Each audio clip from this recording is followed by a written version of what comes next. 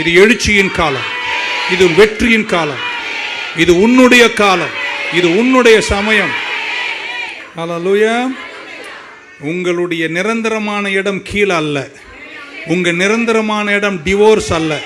உங்க நிரந்தரமான இடம் வேதனை அல்ல.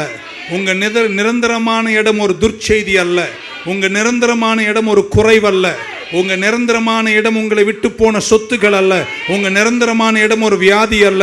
உங்க நிரந்தரமான இடம் வெற்றிதான். ஹல்லேலூயா.